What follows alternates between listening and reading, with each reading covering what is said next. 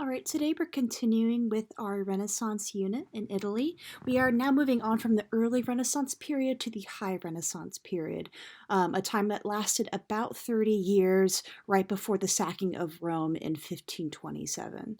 At this point in time, the art capital of Italy is moving from Florence, which is where the Medicis and other ruling families have commissioned a lot of the works, and it's moving back to Rome. So this is a point in time when the church is amassing a lot of power. This is right before the Reformation, so there is a lot of tension that is also happening as well on the part of the church.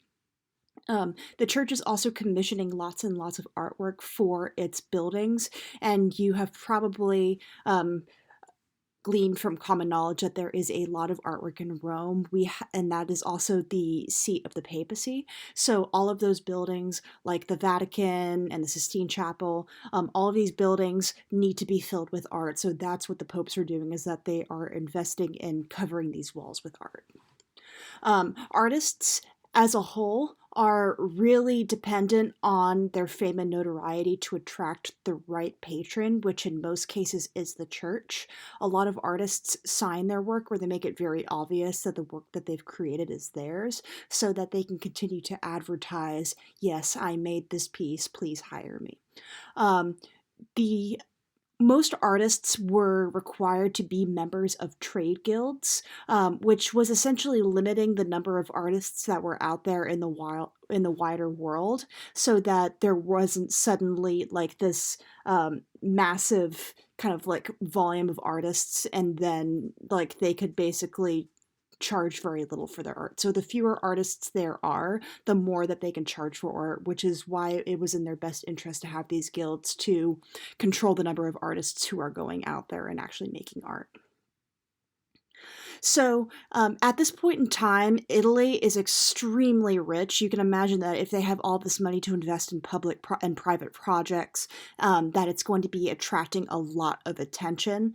Unfortunately, the Italian city-states eventually succumb to Spain and France, who are attracted by the city's great wealth, and this results in the sacking of Rome of 1527. This is basically gutting the Catholic Church and marking a transition into the Mannerist period, which is similar to the work that we see in the High Renaissance, but there's a degree of anxiety to it. The artwork becomes a lot more acidic and chaotic, and the figures become kind of disembodied. We're going to be talking a little bit about mannerism next week and what that looks like. But 1527 is a very punctuated end to the High Renaissance period. In terms of trends that we see pretty commonly in High Renaissance art, there is going to be a lot of stuff carrying over from the early Renaissance period. We, of course, have this focus on religious concerns, as popes are commissioning a lot of the work. We're also seeing humanism featuring pretty prominently. That is the kind of humanization of a lot of these more biblical figures. You're also seeing biblical figures and pagan figures coexisting in the same imagery. Also, one of the hallmarks of High Renaissance art are these crowded but orderly compositions. Oftentimes you'll see figures clumped in groups, and there's a lot of figures and there's a lot going on in a given painting, but the way that the figures are arranged is kind of creating distinct portions of the narrative. For example, in the Deluge up here, which is a part of the Sistine Chapel, there are figures that are associated with the ark, there are some associated with the raft, there are some that are on this mountain, and then there are some over on this corner who are seeking shelter. And it's very, even though there's a lot going on, it's very organized. What you'll also notice is that the artists are really utilizing linear and atmospheric perspective in these expert ways. When you look at the School of Athens by Raphael, right here, you can see clear linear perspective. The vanishing point is over here, and all the lines of this piece are radiating out from the center right here. So the grid lines in the floor, as well as the lines that are defining the arches in the architecture here, are all dictated by linear perspective, which is something that we haven't really seen explicitly explored since ancient Roman times. Another thing that you see a lot in High Renaissance art are these ideally proportioned, beautiful, idealized figures. Even figures at rest seem to have these very dynamic muscular poses. And that goes for men as well as women, especially when you look at the work of Michelangelo.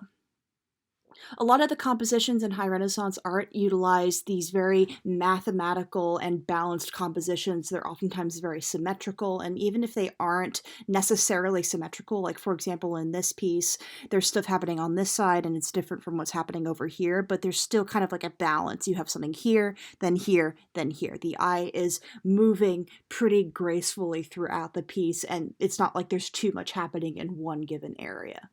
There's also a lot of warm colors.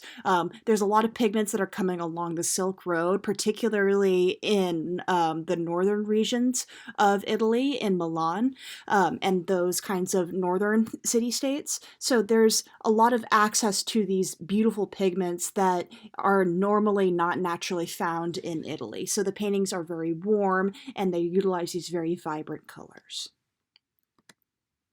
In terms of some stylistic terms that you should know in association with the High Renaissance period, here are a couple of them. One of them is sfumato, which is this technique where you blend the paint really softly so that the transition between tones is very fuzzy and almost not perceptible, and that creates oftentimes like a very misty effect on the canvas. The figures are somewhat blurry in a lot of cases, but they're very naturalized. So this is a close-up of the Mona Lisa right here. And you can see that even this close-up, the transitions between the tones are very gradual and very soft.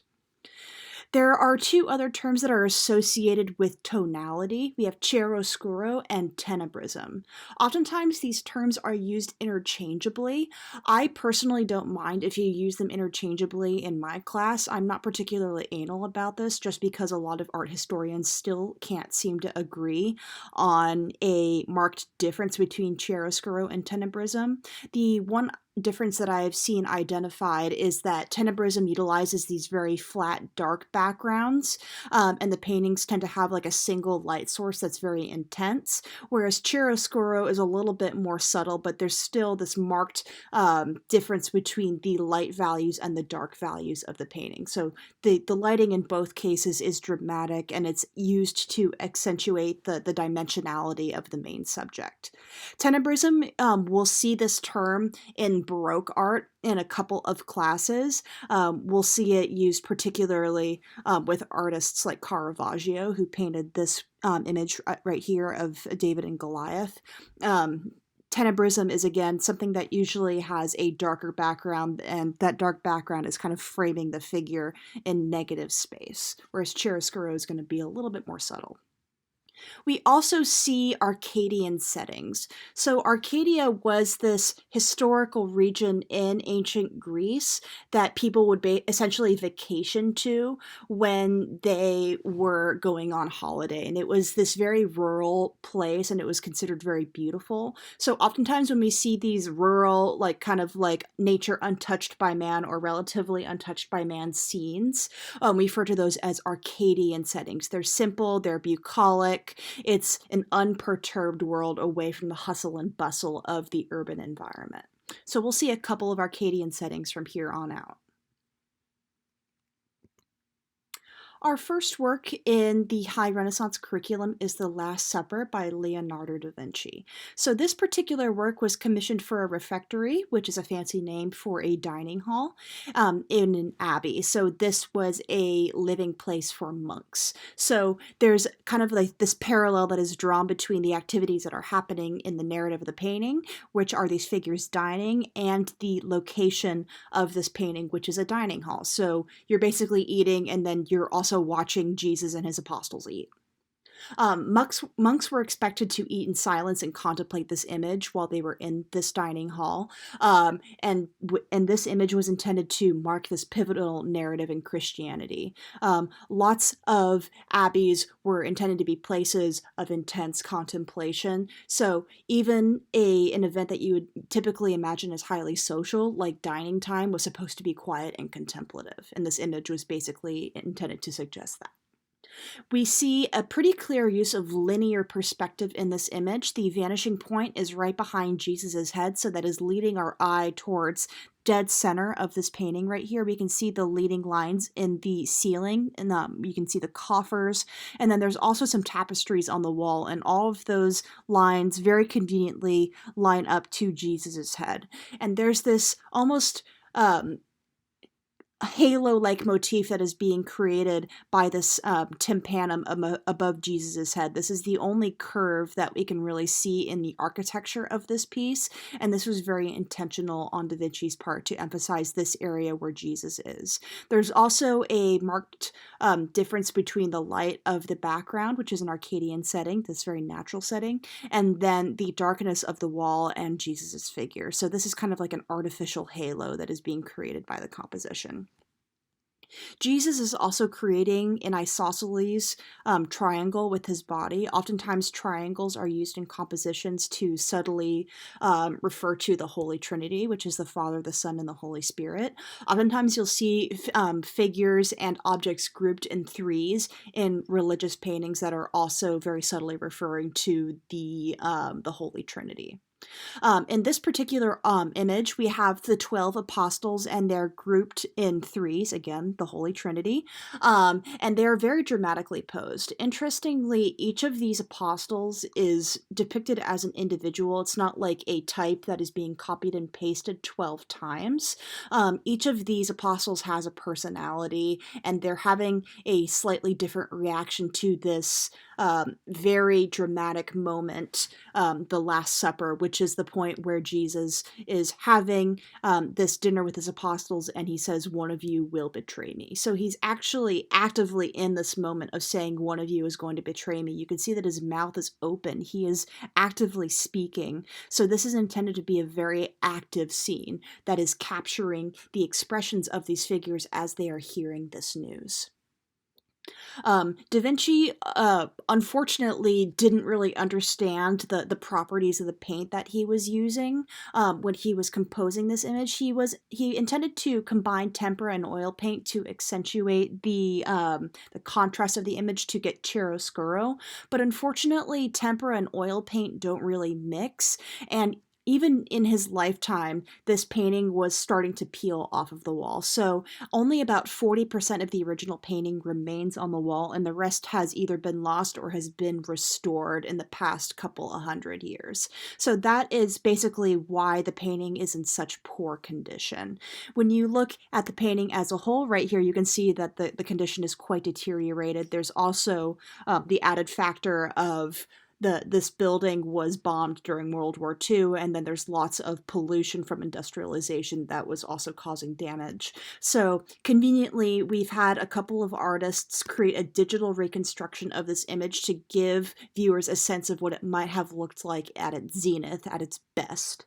And you can see in this reconstruction the use of these very bright and vibrant colors, and this use of lights and darks close to each other to emphasize the dimensionality of the figures, and to again emphasize, like, this is the central figure. He is relatively dark around his head, and he's surrounded by this halo of light. So for those of you who are unfamiliar with the Last Supper, this is essentially the moment of when Jesus says, "One of you is going to betray me." And Judas is over here. He is clutching the bag of silver coins that he was paid to the people who basically said, if you give us if you tell us like where Jesus is, then we'll give you some money. So here's the bag of silver that he's clutching. And there is this kind of like associated narrative as well, as that I will know who my betrayer is, or who the traitor is, because we're going to be reaching for the same thing at once. And you can see Jesus is reaching for the same bowl as Judas is right here. So this is kind of like an additional layer to the narrative right here. So again, when we look at artwork from previous periods, a lot of the human figures are very passive in nature. They're oftentimes floating or disembodied. They seem detached from mortal concerns. When you look at images starting in the Renaissance, the figures are a lot more active and engaged and seem to convey aspects of the narrative, which makes them a little bit easier for us to understand in the 21st century. Moving on to the Sistine Chapel, or La Cappella Sistina if you are in Rome. This is in Vatican City, which is its own little mini country inside of Rome. You actually need a passport to get in there.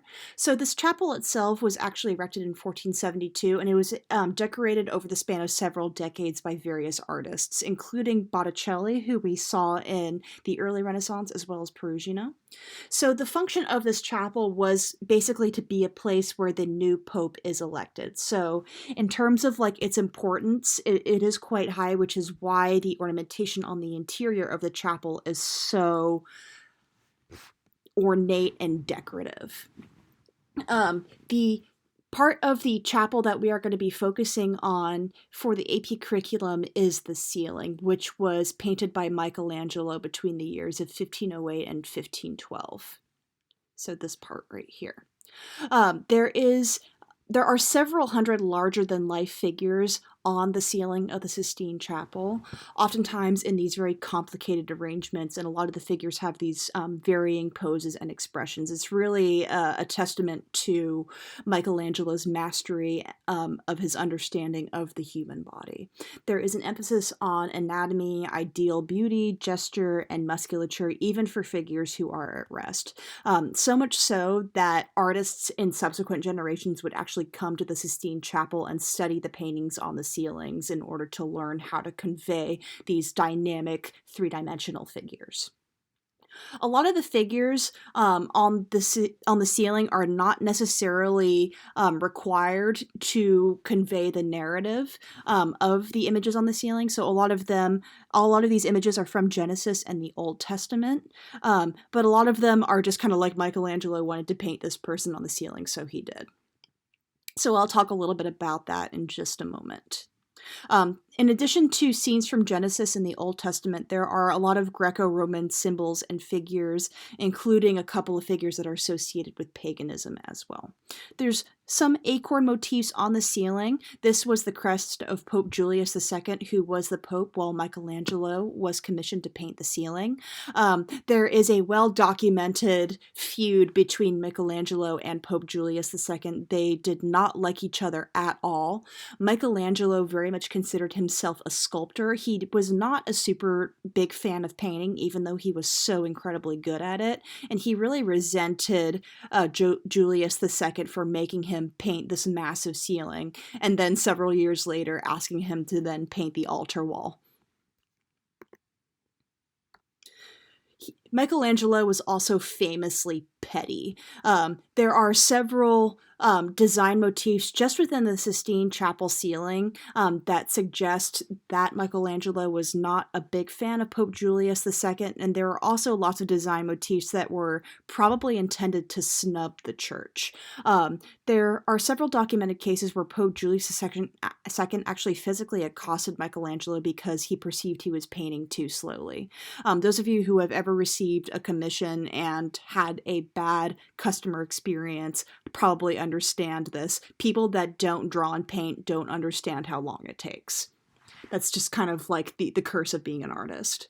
So Julius in one of the images is painted as the prophet Zechariah, and one of the cherubs behind him is making a rude hand gesture towards him. So this was considered a rude hand gesture in this time and place, according to several art historians. So that was the first snub. My favorite snub was the iconic creation of Adam scene, where you have God in this swirling mass of figures right here, reaching down to Adam and basically giving him life. They touch pointer fingers. A lot of art historians have pointed out that the swirling mass around God resembles a human brain pretty closely. So this was suggesting a couple of things that the church would have definitely had a problem with. One, it conceived of God as a figment of man's mind, so God is literally placed inside of the mind of man, rather than God creating man in his own image, which is basically what the creation of Adam is all about. It's also in the shape of a brain. So at this point in time, nobody was supposed to know what a brain looked like because the study of cadavers and human anatomy was basically banned by the church. It was seen as the desecration of the body. Ironically, that was one of the reasons that Michelangelo understood human anatomy so well, was because he had cadavers. He studied them extensively, and he actually had a better knowledge of the human body than a lot of doctors at the time did, as evidenced by his incredible ability to convey the human body in multiple poses and positions. So this practice was explicitly banned by the church. There was no way that he would have known what a human brain looked like unless he had studied a cadaver. So this was very much a snub on the part of Michelangelo. Michelangelo was also probably very gay, at least what we know from his written correspondences. There are some documents between Michelangelo and his father where his dad is trying to set him up with cute boys in his hometown, and Michelangelo is like, Dad. So this would have annoyed the church even more, probably, because they frowned upon homosexuality at this time.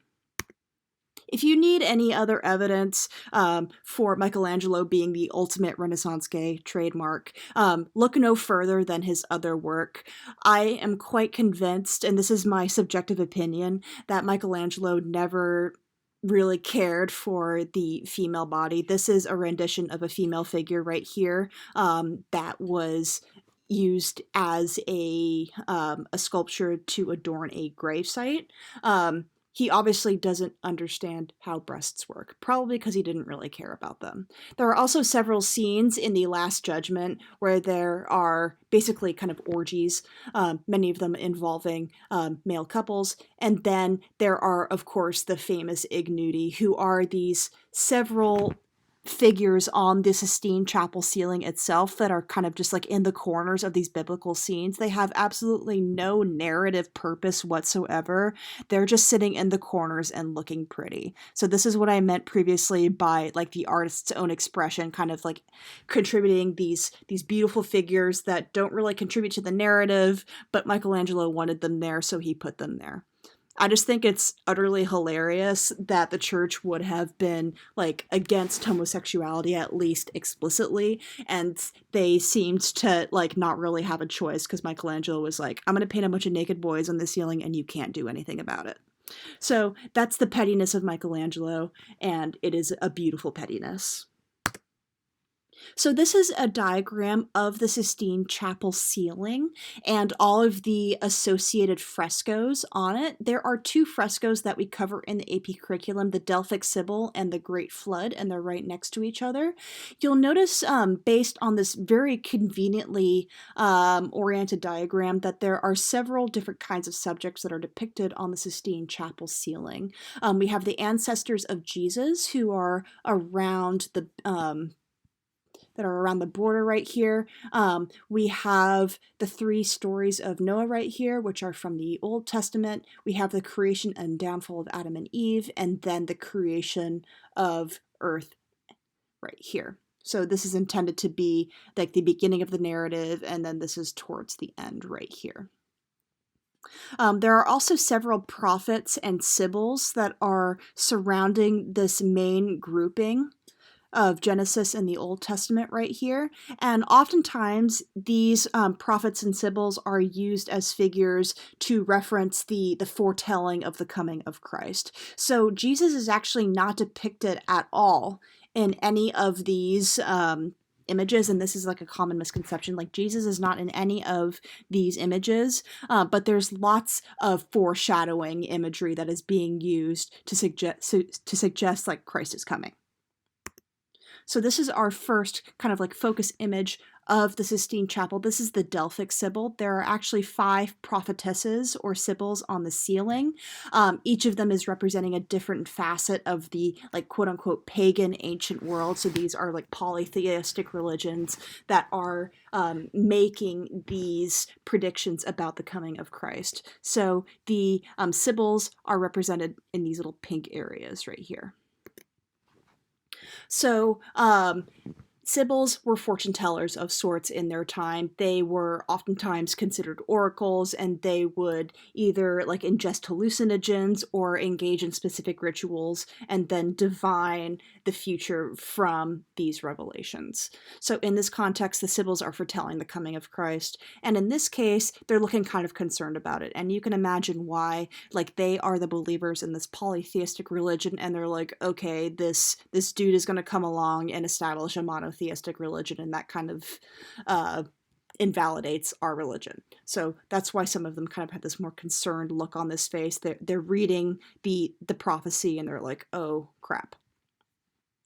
So, as I mentioned previously, premonition and prophecy are common themes in Christianity. We see it with things like the Annunciation, where Gabriel is coming down to heaven and telling Mary that she is pregnant with the Son of God. We also have it in these like more solemn and somber images of Mary in Madonna and Child, where she knows that Jesus is going to die. There's also the foretelling of the New Testament in the Old Testament. I think that it might just be implied, because if there's an Old Testament, then that suggests that there's ones that's older than the new one, but that's beside the point. So this figure is representing kind of the Greco-Roman figures that foretold the coming of Christianity when ancient Rome ruled Europe. Remember that ancient Rome really was the seat of power in the ancient world for this polytheistic religion that originated in Greece. She is wearing a Greek-style turban, and the drapery of her clothing is suggesting that she is from the ancient world. She is in contrapposto, and her figure is very rounded and harmonious. Even though she is seated, there is a gesture and a motion to her figure to suggest that she is kind of in motion. Everything is kind of swirling around the center right here, including the arrangement of the scroll right here, and then the arrangement of her cape. Everything is going around a center. So this is kind of like the genius of Michelangelo, painting figures that are oriented in space to seem like they are three-dimensional, that they are grounded and existing kind of like in this three-dimensional plane. So all of this architecture that's painted, that's in the background, is actually painted on, which is just absolutely remarkable. It's also an example of trompe-l'oeil, which is fooling the eye, which we also saw last unit with paintings like the Madonna, Child, and Two Angels. This kind of like optical illusion to suggest that something is three-dimensional. The next part of the Sistine Chapel ceiling that we'll cover today is the flood, also known as the deluge. This is part of the narrative of Noah, whom God warned about a flood and instructed to build an ark so that he and his family could escape. The premise around this narrative was that God was really disappointed in humanity and basically wanted to wipe the slate clean and start over. And he was like, Noah, you're the only person that I think is good right now, so I'm going to tell you and your family to build an ark and stay afloat while I kill everybody else. Presumably Noah is okay with that and builds his ark, whereas everybody else is kind of left to the mercy of this storm. I believe it was 40 days and 40 nights that this flood took place over, if my beginner's Bible was correct. So at this point in time, we have some survivors who are trying to clamber into a raft right here. There are others that are trying to seek shelter from the rain on this little rocky outcropping, and then the majority of the figures are trying to crawl up this mountain to escape the floodwaters. So images like this were oftentimes used to convey human emotion and to have viewers kind of question God's judgment and to also kind of like be in awe of his power. What we're also seeing when we look at these figures is that there's lots of different facial expressions and poses, and the groupings of the figures, like even though the scene is very chaotic and there's a lot going on, they're organized in such a way that you can say, okay, these figures are doing one thing, these figures are doing another, and these ones are doing another. These are examples of the ignudi, who are these naked young men who are chilling out in the corners of all of the biblical images. This is, again, kind of Michelangelo's artistic additions to these biblical images. I just think it's so interesting that he just has these like disembodied naked boys like in the corner of this scene with like God basically killing a bunch of people. It's a very Michelangelo thing to do. This piece is also utilizing atmospheric perspective. The figures in the foreground are a lot larger than the ones in the background, so that's suggesting that these figures are closer to us in space and these ones are further away. The objects that are in the back as well are a little bit fuzzy and less detailed, which is a tenet of atmospheric perspective. This is another part of the Sistine Chapel. This is the altar wall fresco that was also completed by Michelangelo a couple of decades after the Sistine Chapel ceiling. This piece is more in line with Mannerism, which is the art period that comes directly after the High Renaissance. I'm not going to discuss it until we cover Mannerism, just so that we can keep everything separated. But just to let you know, this piece was also made by Michelangelo and is part of the Sistine Chapel, but we'll just be covering it later. Our next piece in the High Renaissance collection is the School of Athens by Raphael. So this piece in particular was commissioned for Pope Julius II's library, and it was actually intended to be one of several pieces representing the library's contents. So this painting was actually originally called Philosophy because it was located on the wall that was closest to the Pope's philosophy books.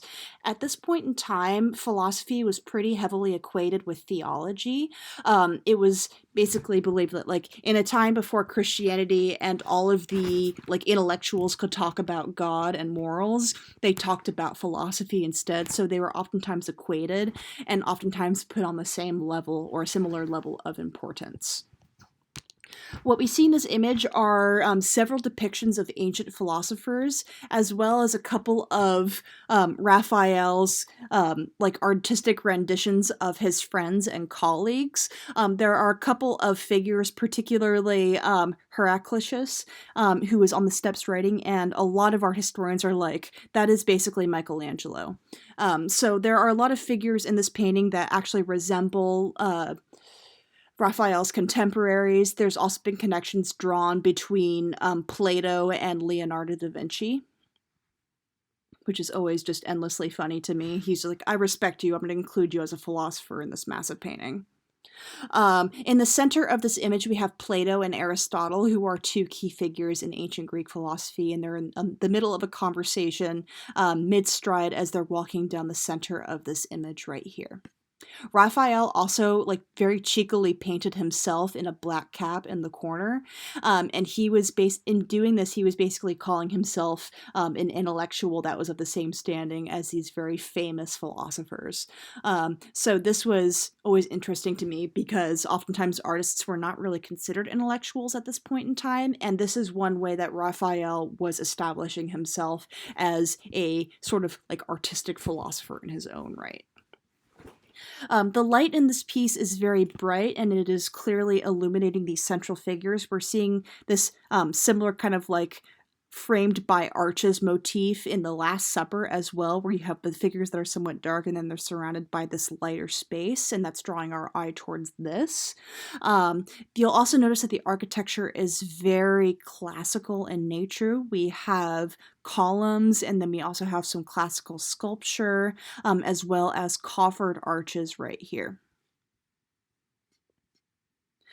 This piece also utilizes linear perspective quite expertly. The vanishing point is right between Aristotle and Plato's heads, which is drawing our eyes towards the center, and you can see all the lines radiating outward from this focal point right here, including the lines in the floor.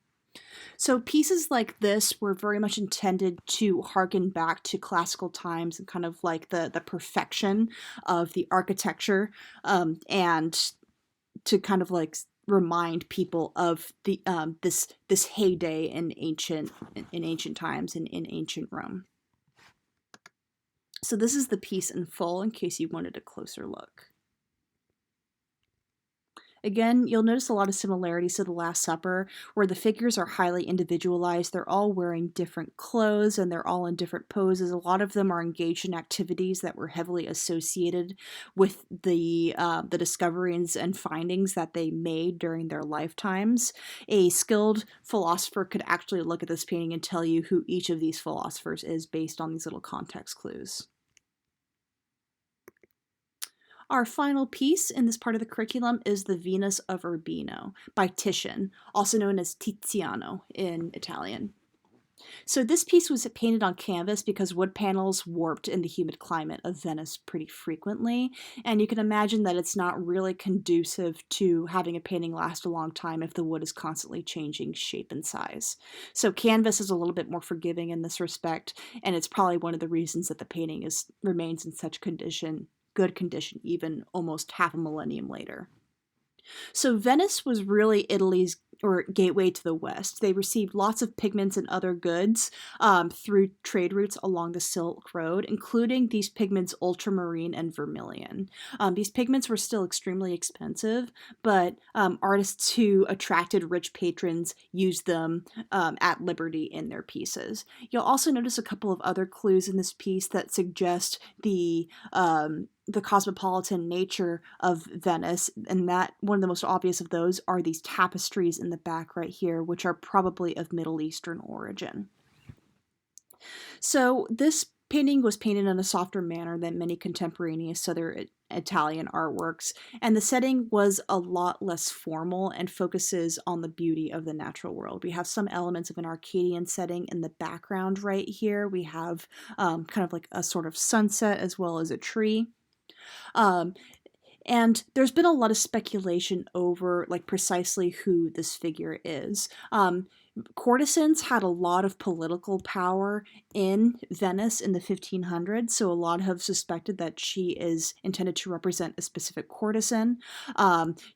Titian labeled her a Venus because that was essentially a way that he could get away with painting a nude woman at this point in time. That made the figure more acceptable and more palatable to the average person at this point in time.